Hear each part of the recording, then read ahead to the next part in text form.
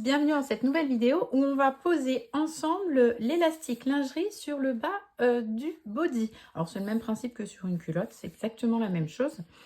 Donc déjà ici on a un élastique lingerie. Alors je vous conseille un élastique de 7 mm. Ici on a un picot au-delà, donc ça pose pas de tout souci. Ça va faire une petite finition jolie au bord de l'échancrure. Généralement, les élastiques lingerie ont un côté plus doux que l'autre. Donc, regardez, observez votre élastique et vous allez pouvoir déterminer celui que vous allez mettre au contact de votre peau. S'il n'y a pas de différence, ben, vous choisissez celui que vous souhaitez.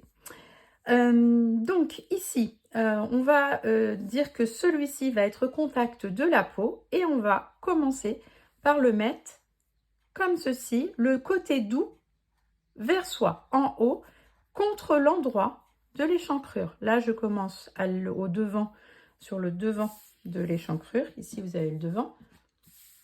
Et là, on a la partie dos. Le boutonnage va se faire ici. Donc, comme ceci. Et le picot, on le met vers l'intérieur, pas vers l'extérieur. Donc, côté doux au-dessus, picot vers l'intérieur.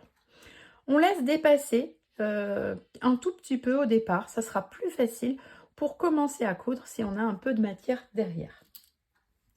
Ensuite, on va pouvoir le coudre au point zigzag. Alors ça va être un zigzag simple qu'on va régler, ni trop large, ni trop étroit, ni trop long, ni trop court. Et on va venir faire un zigzag tout au bord du picot. Et ça, je vais vous le montrer sur la machine après parce que vous allez avoir du mal là à le voir à l'écran. Et je vais coudre en blanc pour que vous puissiez le voir correctement. La seule chose, c'est qu'il va nous falloir tendre légèrement l'élastique au moment de la couture.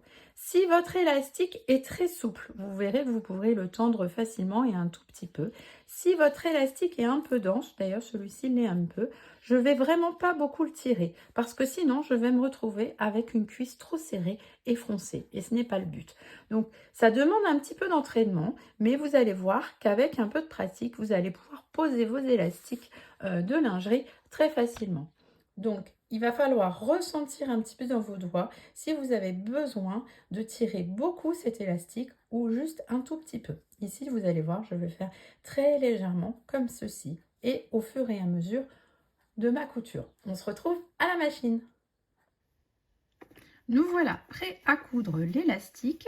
Donc ici, l'endroit de notre body et donc l'élastique que j'ai laissé dépasser légèrement derrière. Donc, hop, je vais mettre mon aiguille de façon à ce qu'elle soit le long du picot. Et l'idée est de faire le premier zigzag à gauche le long du picot. Je ne fais pas nécessairement de point d'arrêt au départ. Parfois, ça va vous faire des bourrages. C'est pas utile. Ici, ça va être repris en couture. Donc, vous n'avez pas nécessairement besoin de faire des points d'arrêt sur ce type de couture. Alors, donc là, j'ai ma couture qui est démarrée. Et là, je vais tirer, mais très légèrement. Donc, un tout petit peu. Toc. Je mets mon doigt et c'est lui qui va rester jusqu'à la fin de ma couture. Il va tenir mon travail.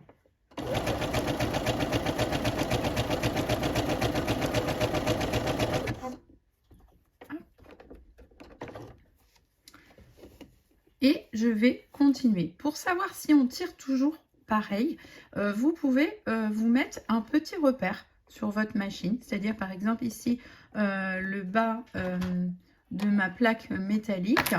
Si je fais un repère visuel sur mon élastique ici et que je me dis qu'il doit être 1 cm plus bas, voilà, ma tension, elle peut on peut se dire pour cet élastique, ça sera 1 cm plus bas à chaque fois. Alors après, moi je le fais pas, j'arrive au ressenti à tirer toujours un petit peu pareil. Vous verrez, ça demande un petit peu d'expérience, mais en tout cas, ne pas trop tirer, mais vraiment légèrement. Si vous ne tirez pas assez, vous aurez une culotte ou un body, un bord qui va être gondolé. Si vous tirez trop, ça va être très serré. Donc, il faut jauger un petit peu. Et c'est aussi en fonction de la tension, la densité de votre élastique. Là, je tire pas trop parce qu'il est assez dense. Donc, on continue. Hop. Je maintiens.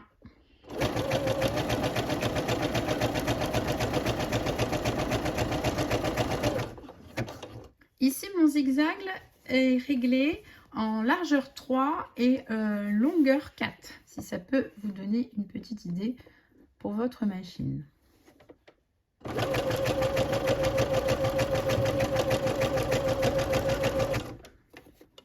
Donc, vous faites ceci jusqu'en bas.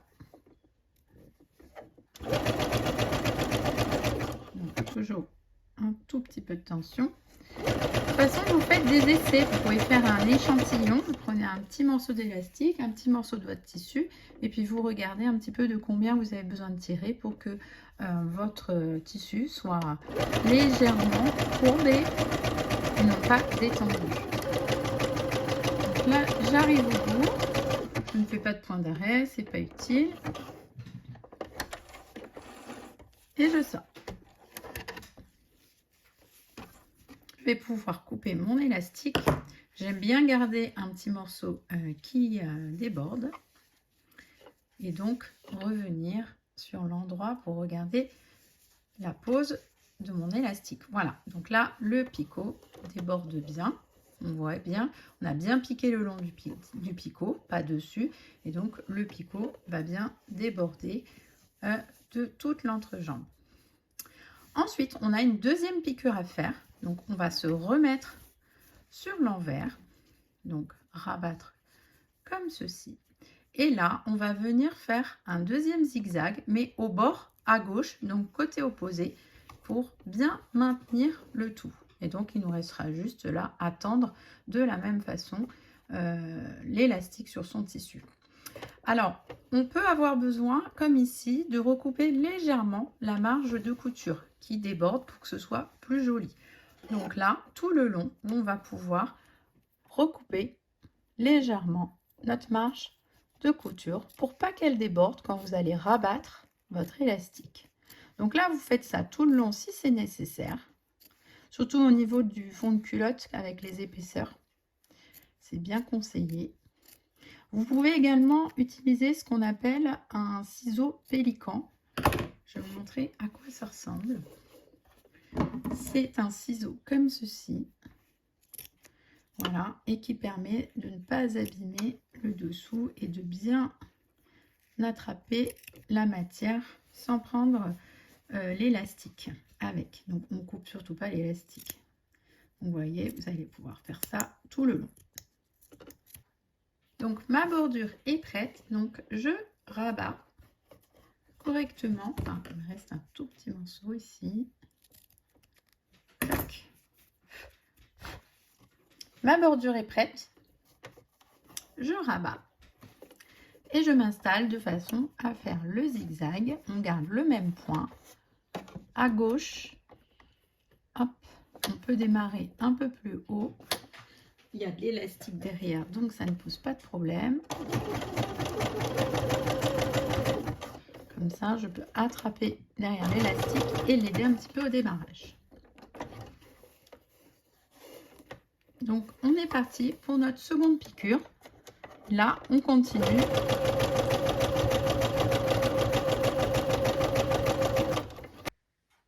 Voilà, on a effectué le premier côté. Il ne reste plus qu'à faire la même chose de l'autre côté. Pour l'instant, je laisse mes petits morceaux dépasser. Donc là, c'est correct. On voit bien que mon élastique ne gondole pas plus et resserre très légèrement le travail. Voilà, également ici. Et que donc, ça ne s'est pas détendu. Donc, on continue de l'autre côté. Et voici, les deux côtés sont faits. On peut recouper nos petits élastiques dans l'alignement. Toc. Pareil. En bas. Donc voilà, on peut même aller repasser légèrement pour bien plaquer notre travail et on va pouvoir passer à l'étape suivante qui est de poser l'agrafage. On se retrouve très vite dans une prochaine vidéo. À très bientôt!